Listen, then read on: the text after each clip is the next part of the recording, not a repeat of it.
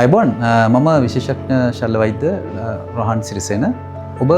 ඔබගේ උදරය ප්‍රදේශයේ ඇතිවෙන හර්නියා තත්ත්වයන් ගැන දැනුවත්ද? අම්බිලකල් හර්නියා සහ ඉන්ගුවනල් හර්නියා තත්ත්වයන් පිළිබඳව. ඔබ අම්බිලකල් හර්නියා කියන්නේ මොකක්ද කියලා හිතුවොත් ඔබගේ පෙකණියාවට ඇතිවෙන විශාල වීම තත්ත්වයක්. උදරයේ ඇතුළත ඇති තෙල් තට්ටුව හෝ බඩවැල් කුඩා කොටසක් පෙකණිය තුලින් ඉදිරියට නෙරා යෑම. ඒ වගේම ඉන්ගර්නල් හර්නියා කියන තත්ත්වයේදී සිදුවන්නේ ඔබගේ කිලි ප්‍රදේශයේ විශාල වීම ඇතිවීමයි. එයත් අම්බිලකල් හර්නියා තත්ත්වයේ වගේම සමහර වෙලාවට ඔබගේ උදරයේ ඇතුළ ඇති බඩවැල් ඉදිරියට නෙරා යාම නිසා සිදුවෙන්න පුළුවන්. මෙම හර්නියා තත්ත්වවලට ප්‍රතිකාර වශයෙන් අපි සිදු කරන්නේ ශල්‍ය කර්මයක්. ශල්‍ය කර්ම වර්ග දෙකක් තිබෙනවා. ඕපන් ටෙක්නික් සහ කීහෝල් එහෙම නැත්නම් ලැප්‍රොස්කෝපික් ටෙක්නික් කියලා.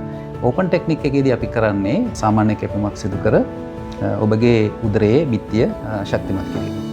ලැප්‍රොස්කෝපික් ටෙක්නික් එකේදී අපි කරන්නේ ඉතා කුඩා සිදුරු කිහිපයකින් ඔබගේ උදරයේ බිත්තිය ශක්තිමත් කිරීම.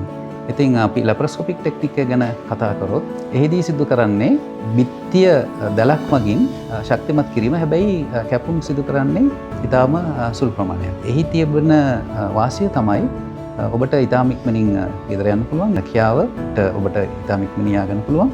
ඒ වගේම ශල්‍ය කර්මයෙන් පසුව ඔබට ඇතිවන වේදනාව අඩුයි.